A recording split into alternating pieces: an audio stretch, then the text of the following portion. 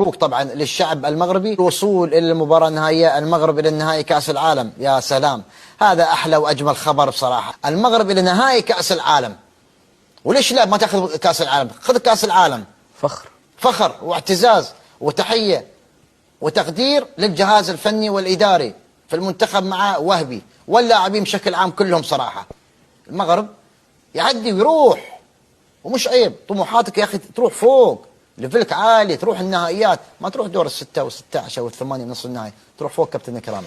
المغرب زي ما فرحتنا في كأس العالم للفريق الأول وخدوا الرابع، إن شاء الله يفرحونا ويخدم كأس العالم إن شاء الله الشباب يعني، ويبقى ده تتويج لجهود راجل عامل لبلده كل حاجة. فوزي الأقجع سويتوا اللي عليكم يا المغاربة في كأس العالم، في ارفع شيء راسك. ما حتوقع هذا السيناريو بصراحة، ما حتوقع. شكرا، عمل محترم يدرس لكافة المنتخبات العربية بصراحة، والرسالة واضحة ومعروفة لأي منتخبات اللي ما قدمت أي حاجة في كأس العالم أو حتى في طبعا في البطولات الماضية. باش كيعجبني هذا عبد الله الكعبي كيرمي اللغة للجزائر، عين باين 1 2 3 ما تبكي ما تشكي.